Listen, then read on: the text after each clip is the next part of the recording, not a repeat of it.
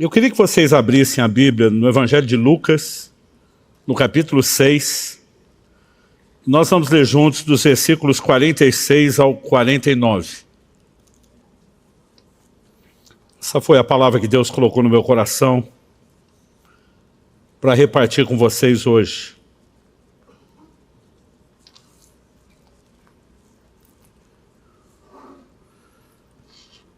Ter uma experiência com Cristo, caminhar com Jesus, foi a melhor coisa que me aconteceu na vida. Mas, à medida em que caminhava com Ele, a gente vai descobrindo que mais do que a empolgação do início, você precisa de entendimento, você precisa de muito material claro para a sua caminhada, porque a decisão por Jesus, ela diz respeito não apenas aos próximos dias, mas ao resto da sua vida. E a Bíblia traz inúmeras advertências de que aquela caminhada que no início foi boa, ela pode, talvez ao longo do caminho, sofrer algum tipo de revés. Se nós não estivermos atentos, se nós não vigiarmos, se nós não entendemos o próprio funcionamento, da vida cristã, a gente pode colocar tudo a perder. E quando eu olho para trás, empolgado com toda a experiência que eu tive com Deus, com o poder do Espírito Santo, com o sobrenatural, uma coisa que eu gostaria de ter aprendido mais cedo, são verdades que hoje, como pastor, a gente tenta ensinar um pouquinho mais, que dizem respeito a um posicionamento e a necessidade de firmeza em Deus. Então, eu quero conversar um pouquinho com vocês a respeito disso e fazer bom uso dos 15 minutos que me deram. Normalmente é só isso mesmo? Ou foi só para mim hoje? Estou brincando, vamos lá. Lucas capítulo 6, do 46 ao 49. O que vocês me chamam Senhor, Senhor, e não fazem o que eu mando? Eu vou mostrar a vocês a quem é semelhante todo aquele que vem a mim, ouve as minhas palavras e as pratica. Esse é semelhante a um homem que, ao construir uma casa, cavou, abriu profunda vala e lançou o alicerce sobre a rocha. Quando veio a enchente, as águas bateram contra aquela casa e não a puderam abalar, por ter sido bem construído. Mas o que ouve e não pratica é semelhante a um homem que construiu uma casa sobre a terra, sem alicerces. E quando as águas bateram contra ela, logo desabou. E aconteceu que foi grande a ruína daquela casa. Praticamente o Senhor Jesus encerra o Sermão do Monte com essa ilustração, com essa alegoria. Quando você olha, por exemplo, para o Evangelho de Mateus, você vai ver uma declaração semelhante no final do capítulo 7, que é justamente o final do Sermão do Monte. Jesus, depois de trazer tanto ensino, ele demonstra ao final uma única preocupação, que vocês não sejam apenas ouvintes, que vocês se tornem praticantes da palavra. Ouvir a palavra é um privilégio, porque sem ouvi-la, nosso coração não vai ser despertado, não haverá fé, não há capacidade de resposta. Mas ouvir e não praticar, ele não vai nos levar muito longe. Em Mateus, no capítulo 7, de 24 a 27, nós temos agora uma outra narrativa do mesmo ensino. O texto bíblico diz assim: todo aquele, pois, que ouve essas minhas palavras e as pratica, será comparado a um homem prudente que construiu sua casa sobre a rocha. Caiu a chuva, transbordaram os rios, sopraram os ventos e bateram com força contra aquela casa. Se você puder, repita comigo. Caiu a chuva, transbordaram os rios, sopraram os ventos e bateram com força contra aquela casa. Daqui a pouco vou te dizer porque eu pedi que você repetisse. E ela não desabou porque tinha sido construída sobre a rocha. Mas Jesus continua e diz no 26, todo aquele que ouve essas minhas palavras e não as pratica, será comparado a um homem insensato, que construiu sua casa sobre a areia. Caiu a chuva, transbordaram os rios, sopraram os ventos e bateram com força contra aquela casa. Mateus já fazia uso do Ctrl+C, Ctrl+V na escrita naquela época. Ele repete a mesma coisa. Se você puder, fala comigo. Caiu a chuva, transbordaram os rios, sopraram os ventos e bateram com força contra aquela casa. A diferença da segunda em relação à primeira, a Bíblia diz e ela desabou, sendo grande a sua ruína. Normalmente a gente usa isso com uma outra conotação, mas eu quero pegar a frase emprestada e tomar como tema da minha mensagem hoje, a casa caiu. A Bíblia compara a vida cristã com um trabalho de uma edificação. O apóstolo Paulo, em 1 Coríntios, no capítulo 3, ele fala exatamente a respeito disso. Ele nos apresenta a vida cristã como uma construção que é feita em cima de um fundamento. No capítulo 3 de 1 Coríntios, ele diz assim, no versículo 10, segundo a graça de Deus que me foi dada, lancei o fundamento. A palavra fundamento é alicerce, como sabe o construtor, e outro edifica sobre ele. Porém, cada um veja como edifica, né? Que fundamento é esse? A palavra de Deus é muito clara quando diz no verso 11, porque ninguém pode lançar outro fundamento além do que foi posto, o qual é Jesus Cristo.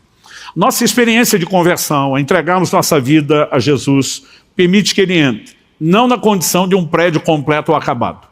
Permite que ele entre como a fundação, o alicerce daquilo que ainda será construído. Ou seja, a conversão é importantíssima, é imprescindível. Não existe vida cristã sem ela, mas ela não é tudo.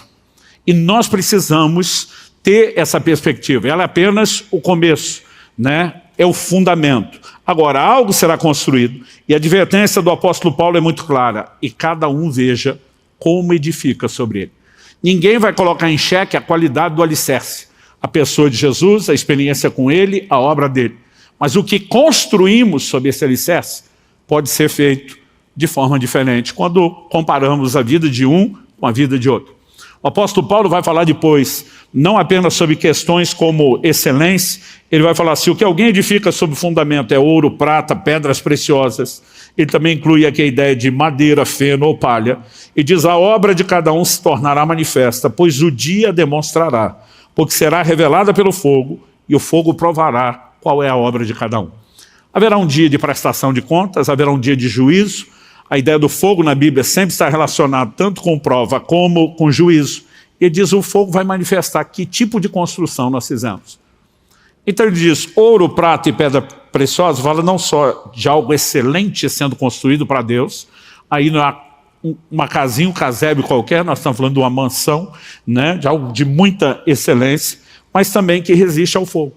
E diz, mas o que se cada um construiu foi madeira, feno ou palha, e aí nós estamos falando de um barraco mal feito, de algo que não é construído para durar, e que não resiste ao fogo, ele diz, haverá uma diferença na forma como cada um será tratado por Deus no dia do juízo, de acordo com aquilo que construiu.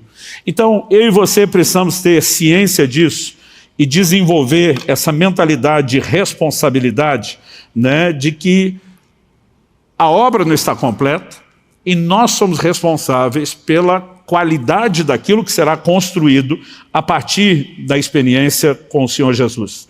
A pergunta que eu tenho me feito demais, esse ano vou completar em dezembro 32 anos de pastorado, né? E ao que dói o coração de qualquer pastor é ver pessoas que tiveram uma experiência inquestionável, genuína com Jesus, se perderem ao longo da caminhada.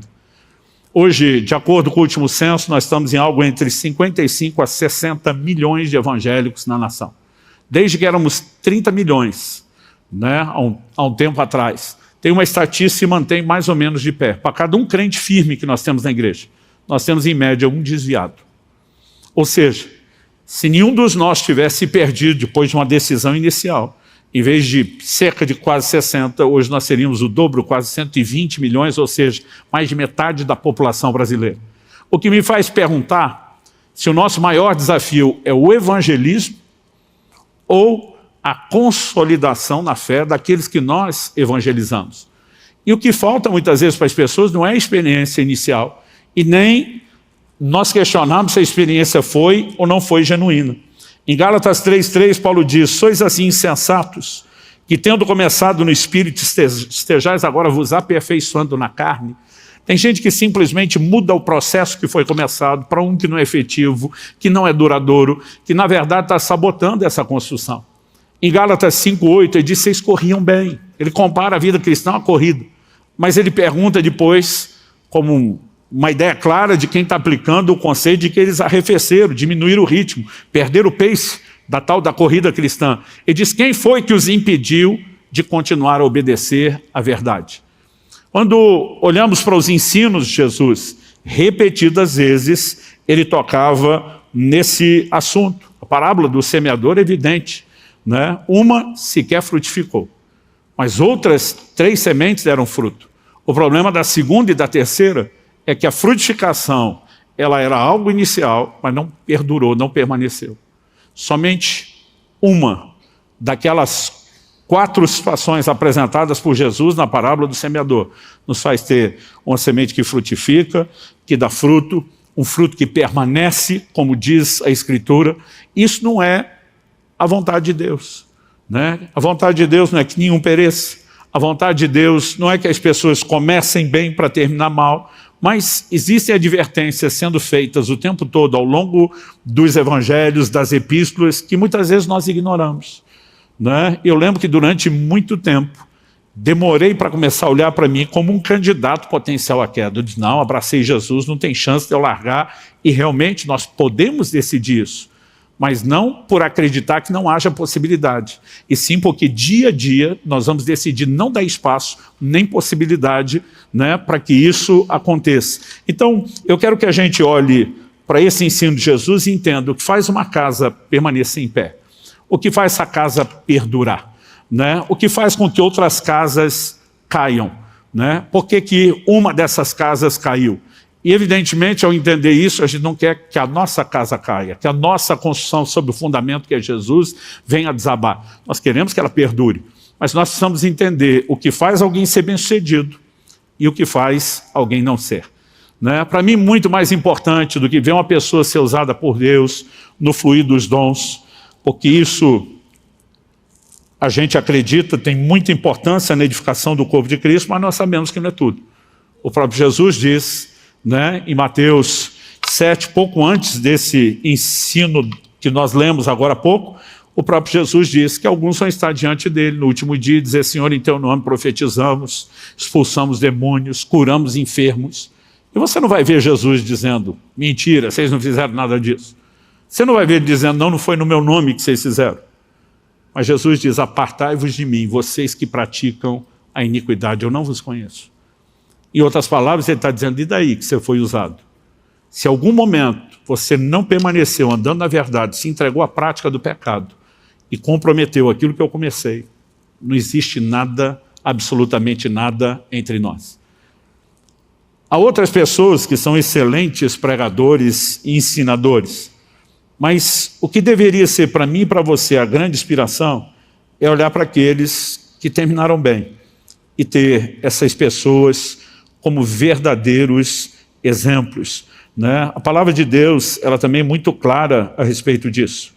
Em Hebreus, no capítulo 13, no verso 7, a Bíblia diz, lembrem-se dos seus líderes, os quais pregaram a palavra de Deus a vocês, e considerando atentamente o fim da vida deles. Você pode repetir isso comigo? Diga o fim da vida deles. O que vale, no final das contas, não é o começo, e nem só o meio. É como cada um de nós termina. Então ele diz, atentando, considerando atentamente o fim da vida deles, imitem a fé que tiveram. Porque uma fé exemplar, quando alguém não apenas começou bem, mas quando alguém termina bem. É quando alguém se levanta como Paulo para dizer, combati o bom combate, encerrei a carreira, guardei a fé, fui até o fim, diferente dos que naufragaram na fé pelo caminho, que ele então se tornará, de fato, um modelo a ser seguido. Eu não sei você, mas um dos meus maiores clamores a Deus, a oração, talvez que eu mais repito, Senhor, eu quero terminar bem. Eu quero permanecer fiel até o fim. Eu fico lembrando o tempo todo de palavras do Senhor Jesus, como que perseverar até o fim, esse será salvo, né? Eu fico pensando sempre no dia em que eu vou cruzar aquela linha de chegada dessa corrida e ouvir da boca do Senhor Jesus a expressão, servo bom e fiel, entra no gozo do teu Senhor. A Bíblia nos apresenta uma clara ideia de que você temos que corresponder ao que foi feito por nós. Deus nos deu o que ele tinha de melhor, que era o seu Filho Jesus. Eu e você não temos o direito de pensar em viver a vida cristã de outra forma que não seja entregando a ele também o nosso melhor. Em 1998, alguns de vocês já tinham nascido, outros não, nós tivemos o lançamento de um filme que marcou a época, que celebrava o cinquentenário do final da Segunda Guerra Mundial. Esse filme é um clássico e ele foi traduzido como O Resgate do Soldado Ryan, o nome dele. Basicamente a história, né, de 4 irmãos que estavam na guerra e 3 desses 4 irmãos morreram. Só um permanecia vivo. E suscitou uma questão entre os oficiais se era justo notificar a família, no mesmo telegrama, era o meio de comunicação da época, né, que eles haviam perdido 3 dos 4 filhos sem poder dar a boa notícia de que o 4 estava a salvo e bem. Então, eles convocam e criam um pelotão com a missão de localizar, porque eles precisavam descobrir onde ele estava, e resgatar o soldado Ryan, para que só depois dele estar em segurança, a notícia fosse dada à família. E aquele pelotão começa a questionar e diz, mas é uma missão suicida, né? É justo que por causa de vários de nós morram. Um deles chega a ironizar, tomara que ele descubra a cura do câncer. Tipo, tem que valer a pena o sacrifício todo que está sendo feito. E ao longo da missão, até resgatá-lo, várias baixas estão acontecendo. E tem uma hora que o comandante do pelotão, eles estão debaixo de fogo cerrado, atrás de uma ponte, ele foi alvejado, está dando indícios de que não vai suportar, e ele pega o soldado Ryan, né, pelo braço, se não me engano, chega perto dele e fala uma frase, que quando eu estava assistindo o filme, esqueci do filme. Hoje a gíria de crente é dizer, foi para Nárnia, né? Na época nem Nárnia tinha ainda, né, na nossa conversa, na nossa terminologia, mas eu esqueci do filme. Porque a frase dele foi assim, faça valer a pena. E aquela frase me transportou daquele lugar para frente do Monte Calvário. Porque a única coisa que eu conseguia pensar, o filme começa e termina com o soldado Ryan já velho, então todo mundo sabe que ele vai ser resgatado, né? Porque o filme começa e termina com a mesma cena. Aquilo não é um cemitério, é um memorial aos que morreram a guerra, e ele está lendo alguns nomes. Ao longo do filme você entende que ele está lendo o nome de pessoas que morreram na missão de resgatá-lo, né? Ele já está idoso, rodeado do que parece ser os filhos e os netos, e emocionado, com lágrimas. O filme termina com ele dizendo, eu tentei viver da melhor forma possível. Eu lembro que quando vem aquela frase, faça valer a pena, aquilo me bateu com força. Porque eu ficava pensando se um ímpio como o que fez esse roteiro consegue ter um senso de gratidão como esse, de que alguém pelo qual outro se sacrificar, não podia viver uma vida qualquer, tinha que viver da melhor forma possível. A pergunta a ser feita é, eu e você, que entendemos o tamanho do sacrifício que Jesus fez por nós, nós não vamos dar nenhum tipo de resposta? Isaías profetizou a respeito de Jesus e que eu e você possamos ser o cumprimento da profecia. Ele verá o fruto do penoso trabalho da sua alma e ficará satisfeito. Então, eu tomei a decisão muito tempo atrás, eu quero influenciar o maior número possível de pessoas, eu quero fazer valer a pena, eu quero viver da melhor forma possível e eu quero terminar da melhor forma possível. Eu quero entender e praticar tudo o que é necessário para que a gente termine bem.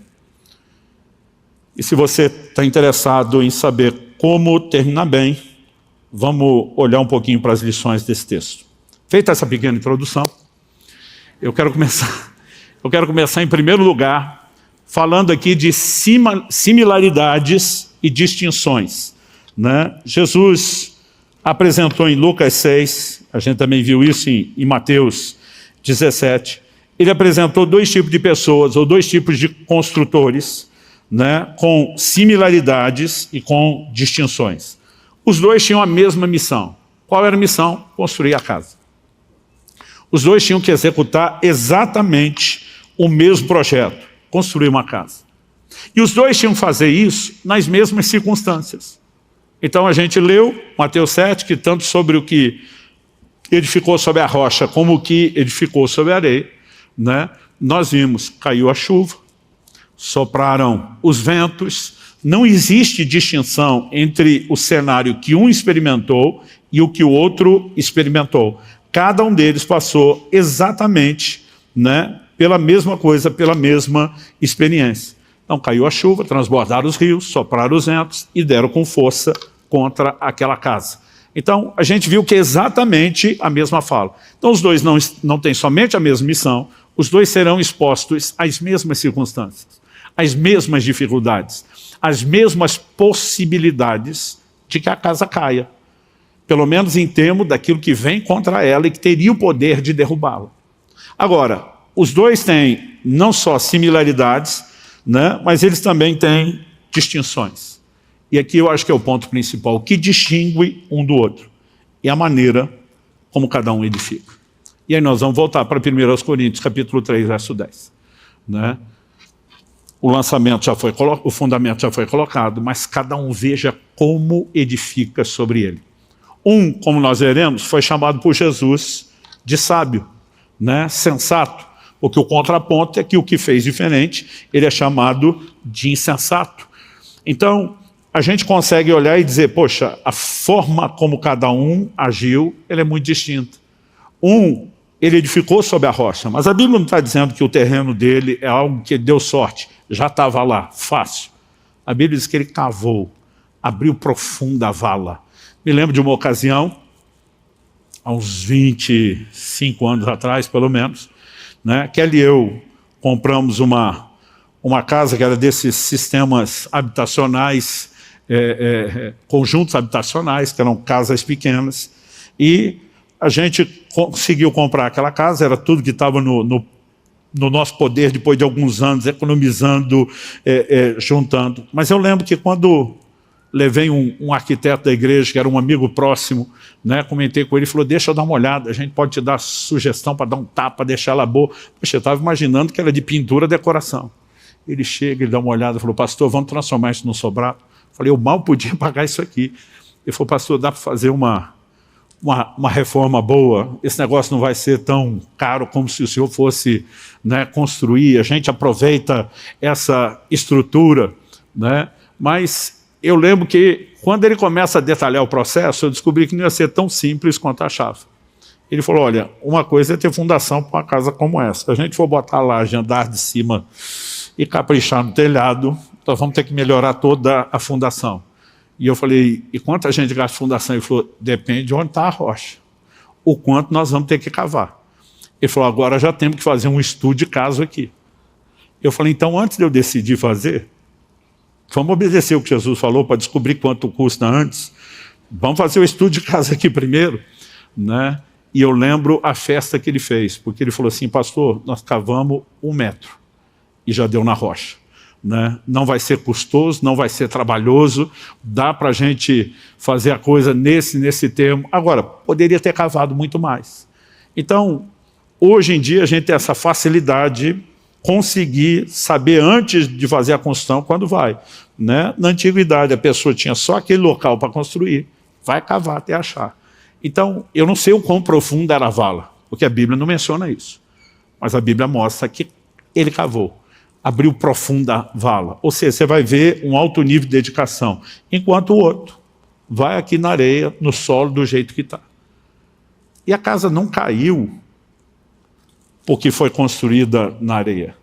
Ela caiu porque quando caiu a chuva, transbordaram os rios, sopraram os ventos, aí sim era necessário o fundamento. No dia a dia, a maioria das casas não vão sofrer ameaça ou perigo. Mas é quando vem a adversidade, que aquilo que nós não fizemos direito será exposto. Infelizmente, que normalmente nessa hora, quando é exposta a nossa negligência, a nossa insensatez, não há muito mais que possa ser feito. Então, depois de destacar essas similaridades e distinções, vamos olhar para aquele que constrói uma casa que dura.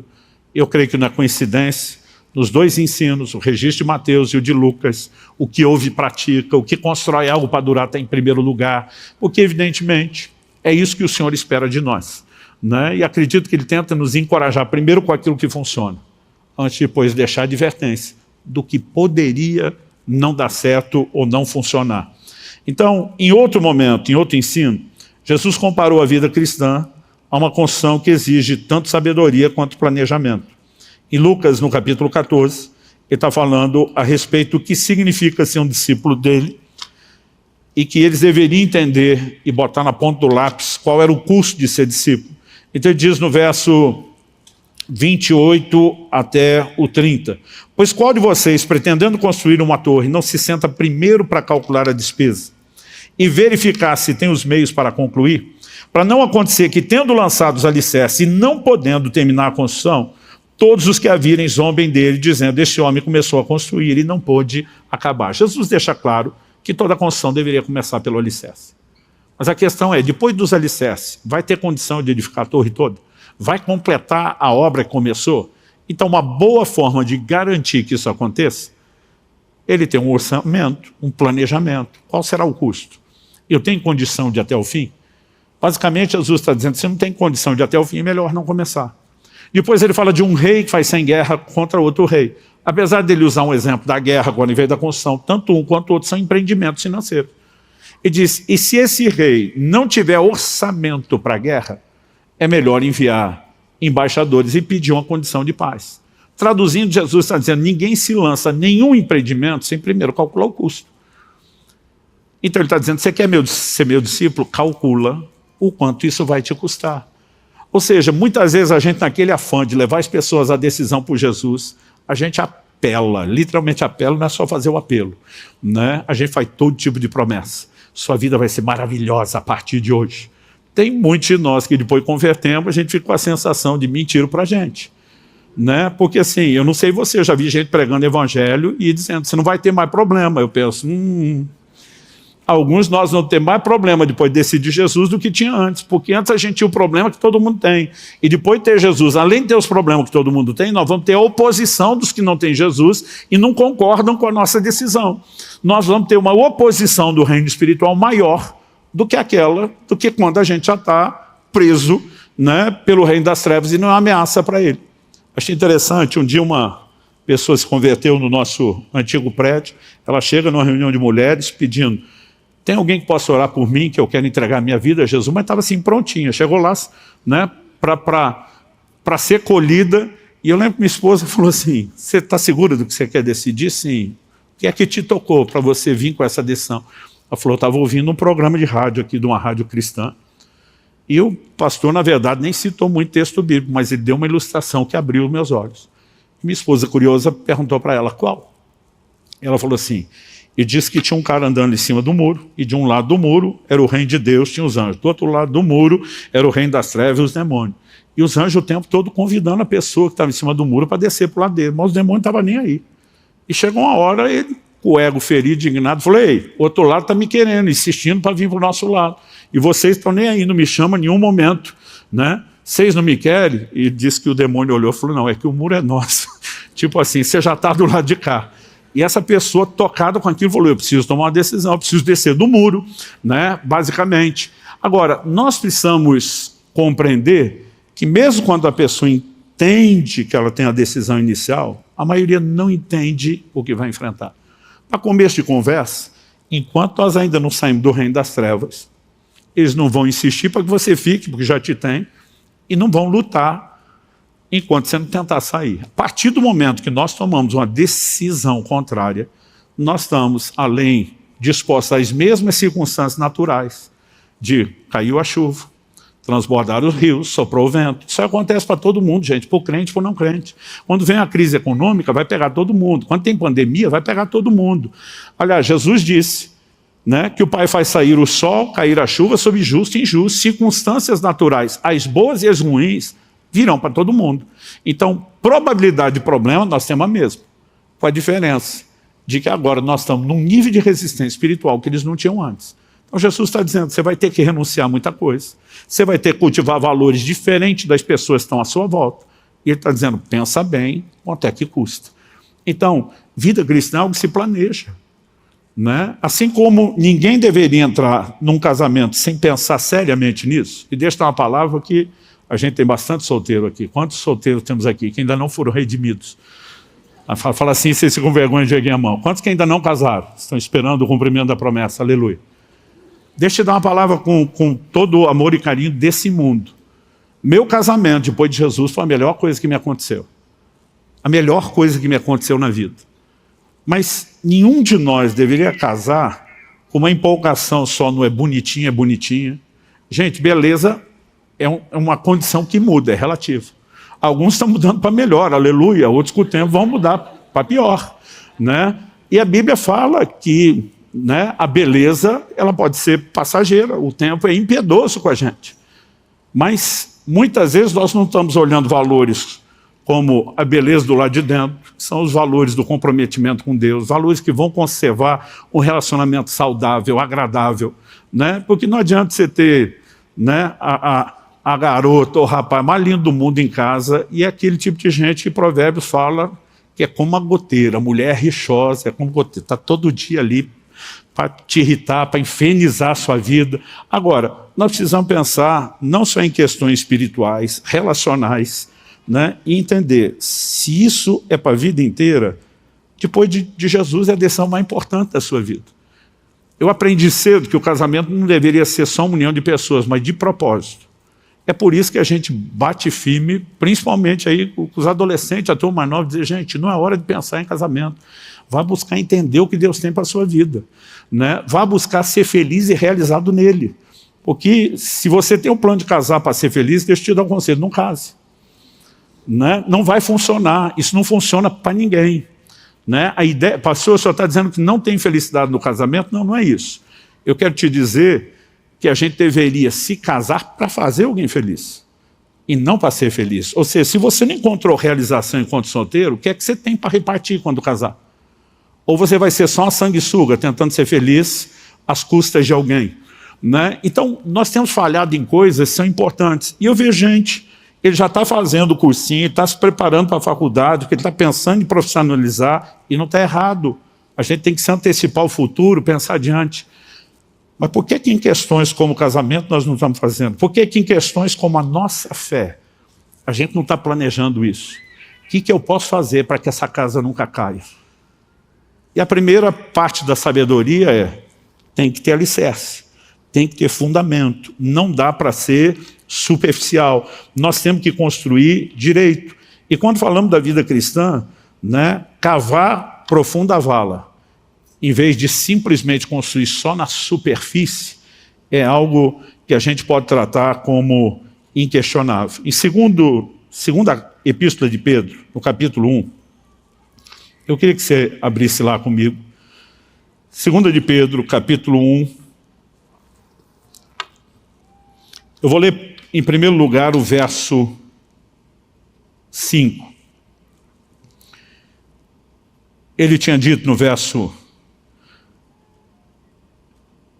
anterior, o 4, das preciosas e muito grandes promessas que Deus nos deu, para que por elas nós nos tornemos coparticipantes da natureza divina, escapando da corrupção das paixões que há no mundo.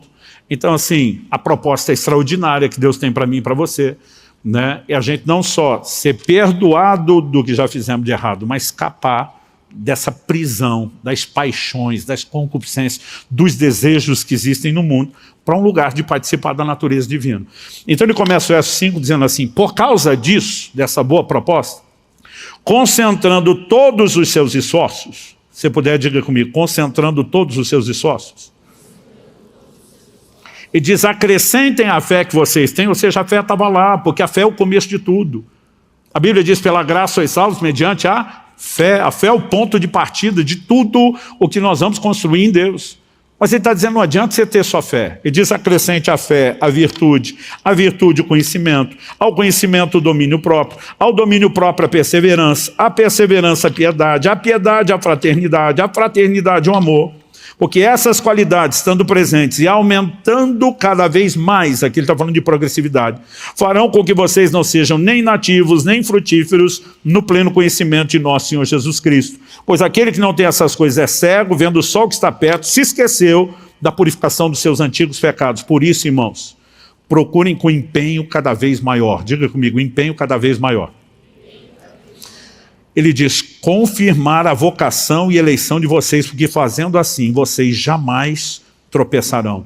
Pois dessa maneira é que lhe será amplamente suprida a entrada no reino eterno de nosso Senhor e Salvador Jesus Cristo. Você quer ter a certeza de que não vai tropeçar? Né? Você precisa acrescentar determinadas virtudes, tem que garantir que elas sejam progressivas, mas no verso 5, ele diz que nós temos que concentrar todos os esforços. Depois que o cara já usou todo o esforço que tinha, ele diz agora com empenho cada vez maior. Espera aí, eu já coloquei todos os meus esforços. Ele diz, agora arranca de onde não tem. E continue dando o melhor de você. Ou seja, a maneira como eu e você vamos construir a nossa relação com Deus e a vida cristã, elas vão requerer de nós dedicação e diligência. Né? Então, quando falamos daquilo que é necessário, vai desde a sabedoria, que envolve o planejamento, até um nível de dedicação e entrega. Então, assim, honestamente, Quando eu vejo uma pessoa que ela faz questão de ser medíocre. Medíocre é uma palavra que ela se tornou mais negativa do que realmente é. Medíocre é aquele que está na média. E tem gente que não faz questão nenhuma de ter nenhuma excelência, nenhuma dedicação na sua vida cristã. Agora, quando a Bíblia fala de gente que viveu experiências profundas com Deus, nunca são os medíocres. É aquela turma como Daniel, que os caras podem proibir de orar, ameaçar matar, jogar na cova dos leões, ele diz, eu sigo orando e tendo vida com Deus. É gente como os amigos Daniel, Ananias, Misael e Azarias, que o rei diz, curva diante da estátua, e diz, não curvamos, se não curvar vai morrer, então mata. Porque toda a nossa relação com Deus está fundamentada em questões que são inegociáveis. A gente não está buscando o nosso próprio interesse. Você não vai achar nem na Bíblia, nem na história, gente que viveu nada extraordinário com Deus, vivendo o nível mediano. E assim, alguns de nós estamos empurrando a vida cristã meio que com a barriga, como fosse uma coisa assim, se der para levar de boa, legal, se não der, paciência. Aliás, essa ideia de beleza e paciência, outro dia um falou, pastor, tem duas palavras que regem o casamento, e eu já entendi isso. Falei, qual? Ele falou, beleza e paciência. Eu falei, você pode explicar? Ele falou, se der certo, beleza, se não der, paciência. Eu falei, essas duas palavras não vão reger seu casamento, vão reger a falência do seu casamento. Né? E alguns estão nesse modo em Deus. Se der certo, beleza. Se não der, paciência. A verdade é que você pode escrever a sua história, uma história diferente. Baseada no quê? Sabedoria, que vai te levar a um lugar de profundidade. Dedicação, que vai permitir que você faça tudo com excelência. A Bíblia diz, fazendo isso, nunca, jamais tropeçarão. Tem como garantir que a casa não vai cair. Terceiro e último lugar, vamos falar da negligência e insensatez do que construiu a casa que caiu, que é justamente o que eu e você não queremos fazer. Em primeiro lugar, quando ele decide edificar sobre a areia, em vez de encontrar a rocha, ele está mostrando dois tipos de entendimento. Em primeiro lugar, ele está sendo imediatista. Não estou vendo sinal de chuva, não costuma chover nesse lugar. Aliás, a incidência de chuva que eles tinham naquela região onde Jesus está, ela não chega perto do que nós temos aqui.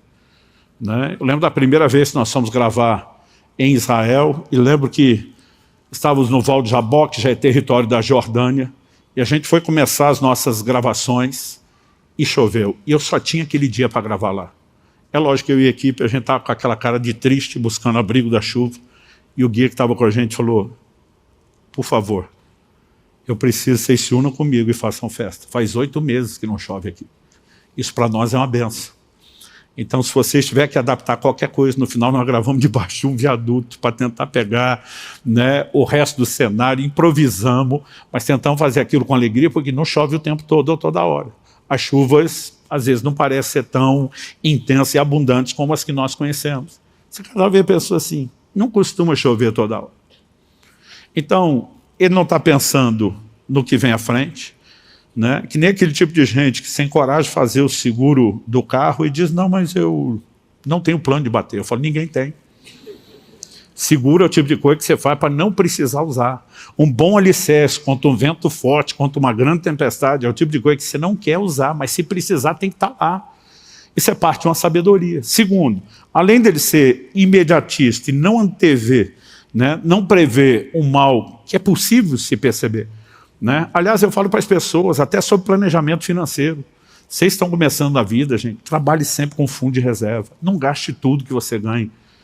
Porque se tem uma coisa certa na vida, previsível, é o que nós chamamos de imprevisto. A gente só chama imprevisto de imprevisto porque a gente não sabe nem quando, nem o quê. Mas que vai ter um imprevisto é a coisa mais previsível. A gente só não sabe o quê, por isso ele continua sendo chamado de imprevisto. Né? Mas as pessoas não se preparam. Né? Então, assim, se os anos das vacas magras chegar, para quem aproveitou os anos das vacas gordas, e aproveitar não é comer ou gastar tudo, é você ter recursos, você não garante apenas sobrevivência. Né? É a hora que quem tem faz mais dinheiro, né, do que normalmente se faria numa outra circunstância. E quem não tem, perde mais dinheiro do que se perderia em qualquer outra circunstância. Né? Então são questões que, desde as questões naturais e até o plano espiritual, não são tão difíceis de entender. A gente pode antever problema. né? E se tem uma coisa certa, é que em algum momento vai cair a chuva, vão transbordar os rios, vão soprar os ventos, a gente só não sabe quando. Mas que é certo que isso vai acontecer, vai. Jesus fez uma promessa, ele não mente. João 16:33, no mundo tereis aflições. É uma promessa, gente. Nunca vi um crente acordar de manhã e dizer, reivindico o cumprimento da minha cota de aflições hoje, porque o Senhor prometeu, tua palavra é verdade, tomo posse. Mas é uma promessa. Não está nas que a gente costuma reivindicar. Mas o apóstolo Paulo diz, tantas quantas forem as promessas de Deus, nele está o sim, por meio dele, né, é o amém. Ou seja, está de pé, Deus não voltou atrás. Agora, eu e você precisamos nos preparar para os problemas que foram anunciados de antemão. Na parábola do semeador, como eu disse, Jesus fala de duas sementes, que elas até frutificam inicialmente, mas depois são abortadas. Agora, uma delas tem um problema muito parecido com esse construtor insensato. Jesus diz em Mateus 13:20, o que foi semeado em solo rochoso, não tem muita areia, muita terra, esse é o que ouve a palavra e logo a recebe com alegria, mas ele não tem raiz em si mesmo, sendo de pouca duração. A raiz não consegue penetrar, tem pouca terra, bate logo na rocha, então em vez de afundar, ela vai crescendo na superfície.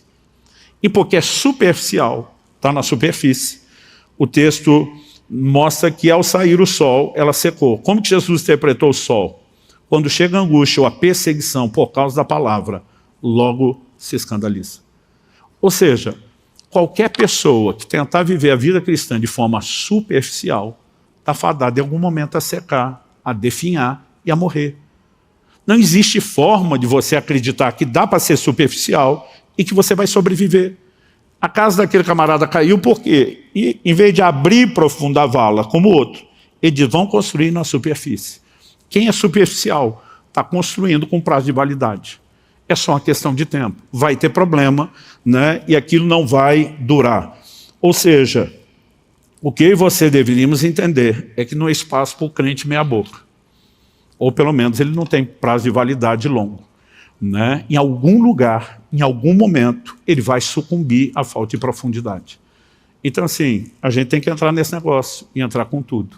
Né? É realmente ter um posicionamento como primeiro dizer, eu vou cavar. Né? É esforço, gente, é dedicação. Eu vou abrir profunda a vala. Vou cavar até quando? Até achar a rocha. Né? Não existe esse até quando. Ah, hoje estou com vontade, eu cavo, amanhã eu não estou. Né? Cavei mais do que a maioria. Não. Ou você cava para fazer sentido de achar alicerce e não ser superficial. Né? Ou não faz muita diferença cavar um pouco e construir ainda na terra sem ter encontrado o fundamento.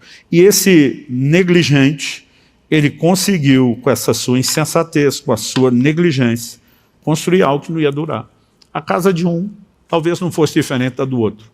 Quando você olhar essa aparência, enquanto está tudo bem e tempo bom, a gente não costuma ver muita diferença entre um crente e outro.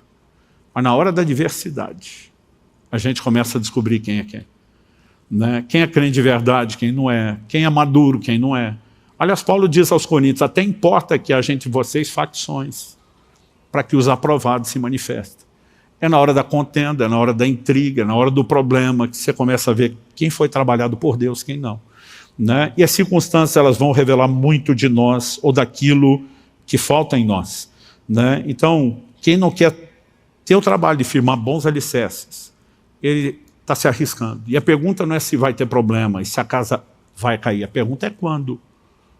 Porque é só uma questão de tempo. Quando cair a chuva, a ponto de transbordar os rios, soprarem os ventos, e não houver alicerce, aquela casa não vai suportar. A Bíblia fala em pelo menos 2 textos do livro de Hebreus, que foi uma epístola escrita num momento de muita dificuldade, onde muita gente estava sucumbindo ao desânimo, da perseguição, das pressões, das aflições. Né? E a Bíblia nos mostra que a negligência, ela pode comprometer algumas coisas. Em primeiro lugar, nossa firmeza. Segundo lugar, né, ela também tem o poder de nos privar de herdar a promessa. Então eu quero ler Hebreus capítulo 2, de 1 a 3 com vocês. O texto diz assim, por essa razão importa que nos apeguemos com mais firmeza. Diga comigo, mais firmeza. O texto diz, importa que nos apeguemos com mais firmeza às verdades ouvidas para que delas jamais nos desviemos. Ou seja, a Bíblia está dizendo, por mais que você já tenha sido orientado, se agarra a isso, para não desviar. Ou seja, você tem que construir essa diminuição da probabilidade de fracasso. 2, porque se a palavra falada por meio de anjo, está falando da lei de Moisés, se tornou firme, e toda transgressão ou desobediência recebeu justo castigo, como escaparemos nós se não levarmos a sério tão grande salvação? Esta, tendo sido anunciada inicialmente pelo Senhor, depois nos foi confirmada pelos que a ouviram. Né? Então a Bíblia está dizendo, olha, é diferente daquele povo que sai do Egito, que vive toda uma simbologia da nossa redenção, e não levaram Deus a sério e foram julgados. Imagine nós, a quem foi anunciada tão grande salvação. Se tivermos a negligência dele, nós vamos comprometer a firmeza, a verdade, e por falta de firmeza, a casa vai cair. Em Hebreus, no capítulo 6, o autor volta a abordar o mesmo assunto. E eu queria ler com vocês alguns versículos de Hebreus 6.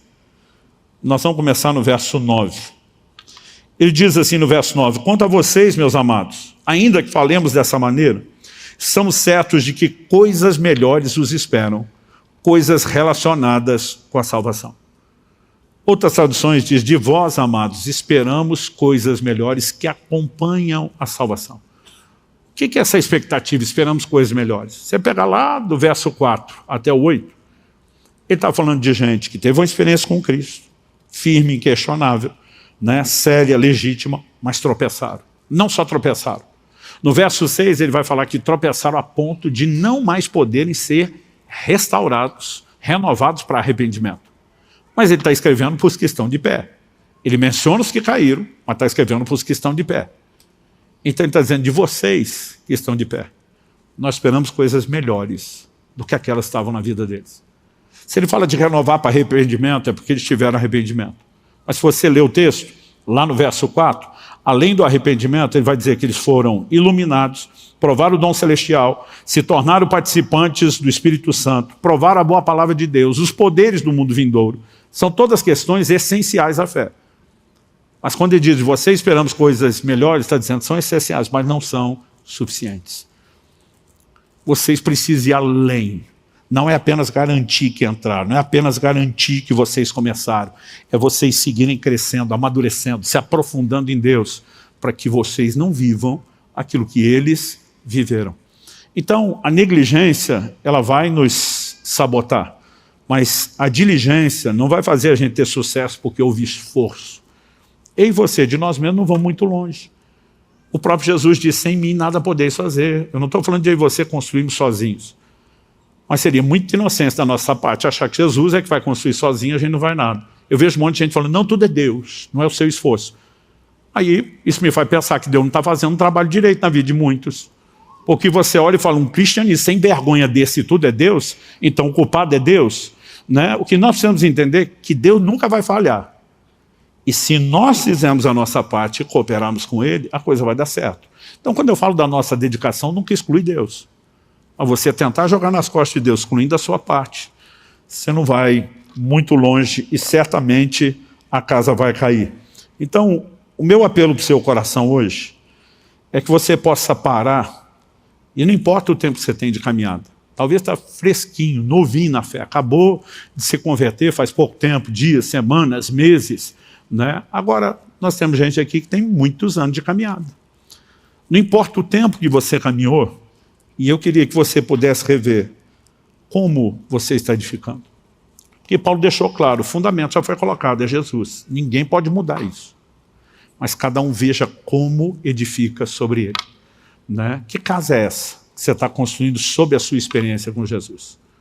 Ah, pastor, mas o construiu sobre a rocha tem fundamento que não é isso, então um tem Jesus, outro não. Jesus está falando de pessoas que ouvem as suas palavras. Quando ele vai falar agora de fundamento, ele não está necessariamente dizendo que faltou ele na vida da pessoa. Ele está dizendo que uma casa precisa de todas as suas etapas.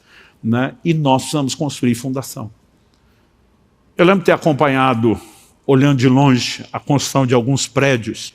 Você pensava, esse povo trabalha, o tempo passa, entra e sai caminhão, betoneira, eles armam ferro, E esse tal do prédio nunca aparece. Porque quanto maior é o prédio que vai ser construído, mais profundos, mais largos, estruturados precisam ser os alicerces.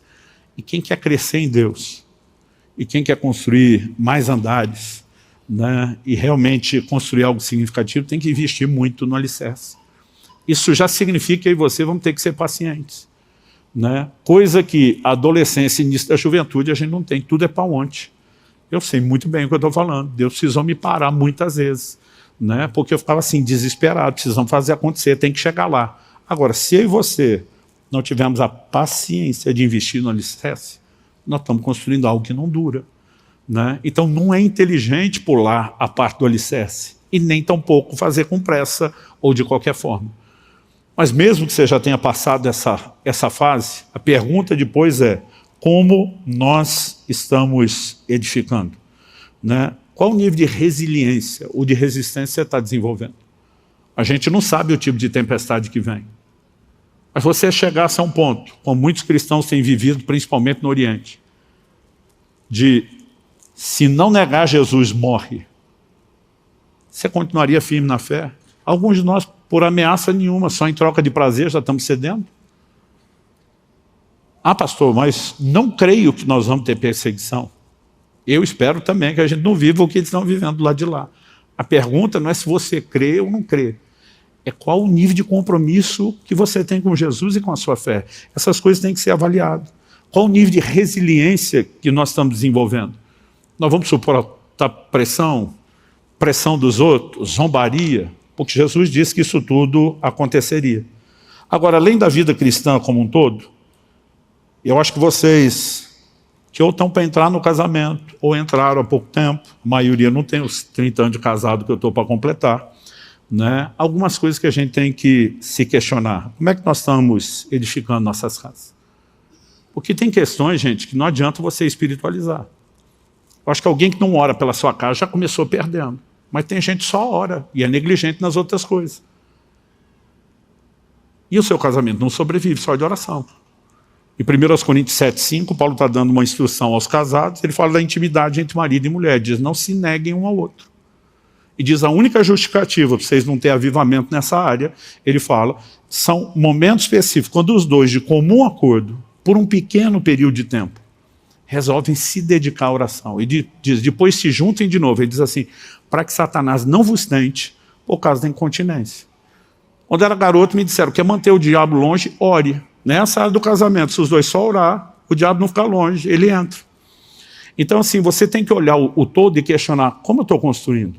A gente tem alicerce em Deus, tem compromisso em Deus, nossa família está fundamentada nos valores, né, da palavra, sim, mas estamos trabalhando de maneira que essa coisa permaneça boa e agradável para durar por anos. Você está construindo algo que está fadado a desmoronar, né? Quando a gente fala dos negócios, né, nós não estamos falando só de sustento familiar. Hoje existem formas de inseridos na sociedade, eu e você cumprimos o propósito, né? Não precisamos ser gananciosos nem avarentos, mas se prosperamos e ganhamos recursos, podemos abençoar pessoas à volta, podemos impulsionar o reino. Mas até quando a gente fala disso, minha pergunta para alguns é, você está pensando a longo prazo? Porque você já começou a mentir para ganhar dinheiro, se começou a negociar valores e princípios, você já está sem fundamento. É só uma questão de tempo, vai faltar o favor de Deus aí, e você não tem estrutura para suportar o que vem depois. Então a gente tem que ter uma mentalidade, seja na fé, seja a família, seja as outras coisas que fazemos, de construir olhando a longo prazo. É aí que o pecado é a grande sabotagem. Ele é gratificação imediata, instantânea. Mas se a pessoa for consequente, se ela medir as consequências, ela vai dizer, não é inteligente, não vale a pena, né? Agora, quando eu e você olhamos para a vida cristã e entendemos isso, vai fazer diferença, né? Vai fazer toda a diferença. Havia um temor muito grande no meu coração antes de gerar filhos. E lógico que todo casal, que é a alegria da multiplicação, os bebês em casa, vê-los crescer, né? Kelly e eu podemos dizer que nossas grandes alegrias foram nossos filhos, né? Hoje eles nos deram outras alegrias que não concorrem, complementam, que são os netos, né?